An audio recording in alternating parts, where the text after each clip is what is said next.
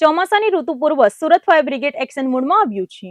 ચોમાસા દરમિયાન પૂરની આપત્તિને પહોંચી વળવા માટે ફાયર વિભાગ દ્વારા રાંદેર કોઝવે ખાતે 25 થી વધુ જવાનોને ખાસ રેસ્ક્યુ ટ્રેનિંગ અપાવવાની શરૂઆત કરાઈ છે। સુરત શહેરમાં આગામી ચોમાસાની ઋતુ દરમિયાન પૂર અથવા ભારે વરસાદ જેવી કોઈ પણ કટોકટીની સ્થિતિને પહોંચી વળવા માટે સુરત મહાનગરપાલિકાનું ફાયર વિભાગ અત્યારથી જ સજ્જ બન્યું છે। સુરતના રાંદેર કોઝવે ખાતે તાપી નદીના પાણીમાં ફાયર વિભાગ દ્વારા ખાસ ડિઝાસ્ટર મેનેજમેન્ટ અને પૂર રાહત માટેની પ્રેક્ટિસ ટ્રેનિંગ શરૂ કરવામાં આવી છે। આપત્તિના સમયે નાગરિકોની સુરક્ષા સુનિશ્ચિત કરવા માટે ફાયરના ઉચ્ચ અધિકારીઓની સીધી દેખરેખ હેઠળ આ વિશેષ ઝુંબેશ હાથ ધરાઈ છે। આ ખાસ ચોમાસુ ટ્રેનિંગ સેન્ટર પર પૂરની સ્થિતિમાં લોકોને બચાવવા માટે જરૂરી એવા તમામ આધુનિક રેસ્ક્યુના સાધનો અને હાઈ સ્પીડ બોટ્સ તૈનાત કરવામાં આવી છે। ફાયર વિભાગના જવાનોને પ્રતિકૂળ પરિસ્થિતિઓમાં ઓપરેશન કઈ રીતે પાર પાડવું તેનું જીવંત માર્ગદર્શન આપવામાં આવી રહ્યું છે। આ ટ્રેનિંગ સેશનને સફળતાપૂર્વક ચલાવવા અને જવાનોની ક્ષમતા વધારવા માટે ખાસ 3 થી 4 અનુભવી ટ્રેનિંગ અધિકારીઓની નિમણૂક કરવામાં આવી છે, જેઓ દરેક ઝીણવટભરી ટેકનિક શીખવી રહ્યા છે। હાલમાં રાંદેર કોઝવે ખાતે ફાયર વિભાગના 25 જેટલા જાબાઝ અને રીઢા તરવૈયાઓને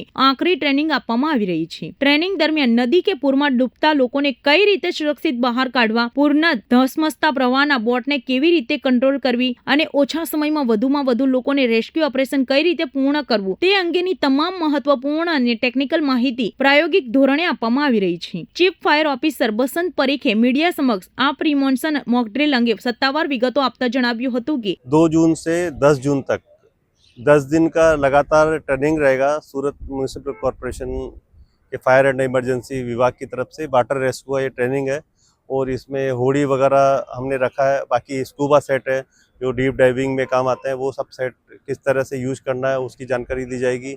और पूर वगैरह में कहीं रेस्क्यू करना है, वाटर रेस्क्यू, तो इसके बारे में बताया जाएगा। ट्रेनर यहाँ पे 3 से 4 ऑफिसर रखे गए हैं।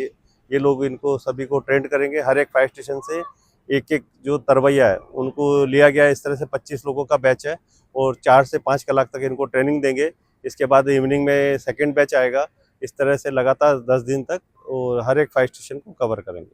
સુરત શહેરમાં અતિવૃષ્ટિ કે પૂરની સ્થિતિ વખતે ફાયર બ્રિગેડની ભૂમિકા સૌથી મહત્વની હોય છે। જવાનો અત્યારથી જ માનસિક અને શારીરિક રીતે સજ્જ રહે તે હેતુથી દર વર્ષે આ પ્રકારે નદીના પાણીમાં વાસ્તવિક સ્થિતિનું નિર્માણ કરીને ટ્રેનિંગ આપવામાં આવે છે। આ સજ્જતાના કારણે ચોમાસા દરમિયાન ગમે તેવી આફત સમયે શહેરના નાગરિકોના જાનમાલનું રક્ષણ સમયસર કરી શકાશે।